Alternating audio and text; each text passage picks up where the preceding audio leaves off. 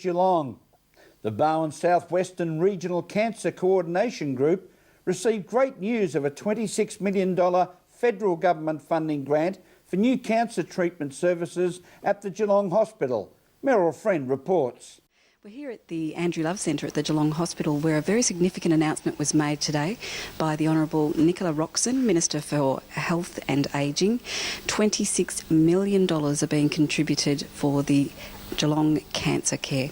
It is a very special day here because there's lots of people who are affected by cancer in Geelong and in the Barwon region, and our government is committing $26 million to establishing a regional cancer centre in Geelong. This will significantly increase the capacity in ward treatments, but also for day treatments, for making sure that there's proper facilities for palliative care, but making sure there's also patient accommodation for those Victorians who need to travel from further afield to come and have their treatment in Geelong. So really it's a great tribute to the people, the professionals, the patients and others who've put together this application, and our government is delighted to be able to fund it in this year's budget. And I know that local members are very pleased that their work and lobbying has paid off and that the residents and community will benefit from this investment. It means that what we hope to do over time is raise the cancer outcomes to somewhere near or actually better than those that we see in metropolitan centres. By being able to put into place a state-of-the-art facility, it'll encourage people to take up the type of care that they require for their cancer needs. After 6 months of chemo treatment, I've found out today that I've got the all clear and my cancer is gone, so I'm over the moon. Oh, that's just so thrilling. And I suppose having that experience yourself personally, this new funding that they've announced today, what's that going to mean for patients in the future?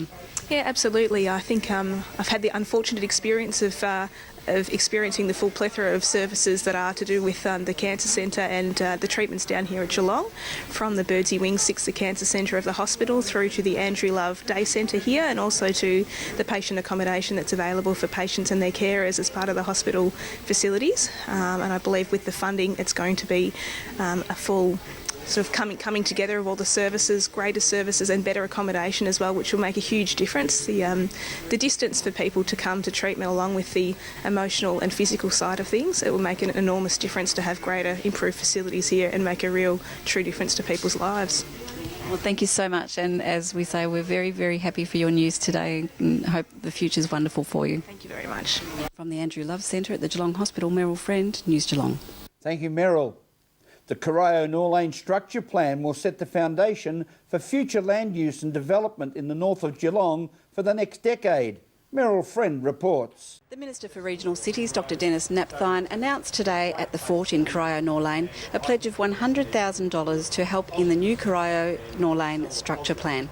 We were able to have a chat with him and also Councillor Kylie Fisher. The Pt2 government is pleased to provide $100,000 for the next stage of the redevelopment of Corio Norlane.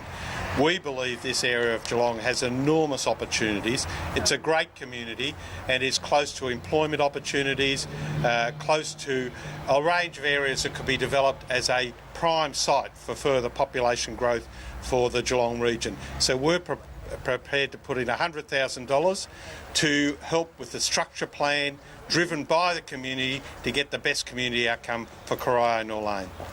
I was a boarder at Chanel College here at Geelong for 4 years and swam in the Norlane pool and played hockey here at Stead Park. You know, I love this area. It's a great community, and the Pt2 government is committed by putting up $100,000 to make sure we grow and develop Corio Norlane.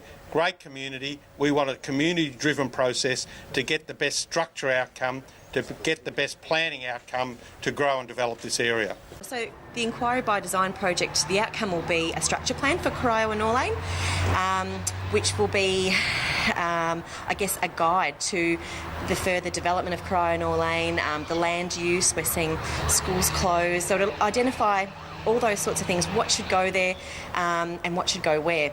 There's already been a lot of consultation with the community done previously, so those consultations and those sort of draft plans have all sort of been out there.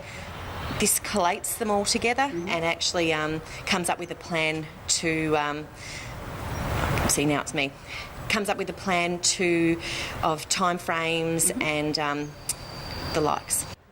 From the fort in Norlane, Meryl Friend, News Geelong. Thank you, Meryl.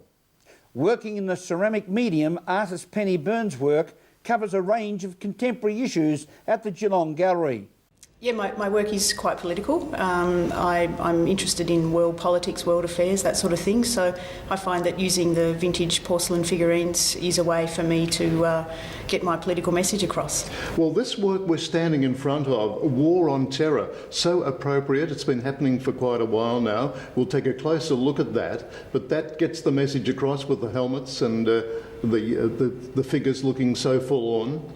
Yeah, it's called War on Terror Waltz, and it's come out of a series of works that I've made about the Iraq War and then the war in Afghanistan and then the War on Terror generally. And what I'm suggesting is that the War on Terror is a war that can't really be won. It's become like a dance between the protagonists, and so they're just dancing around each other, and hence the figurines, they're doing the War on Terror Waltz.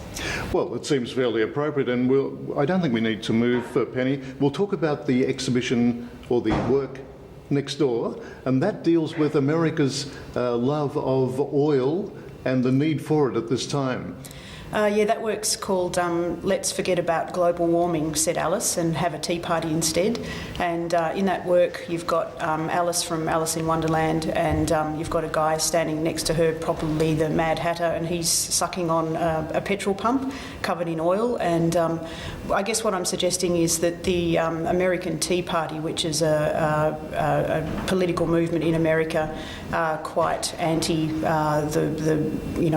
global warming generally. They don't think it's important, and they just want their big SUVs and they want to drive around and continue the lifestyle that they've got. And America's and the world's addiction to oil continues unabated at this point. This is News Geelong as we go to a break and return with sport and weather after this.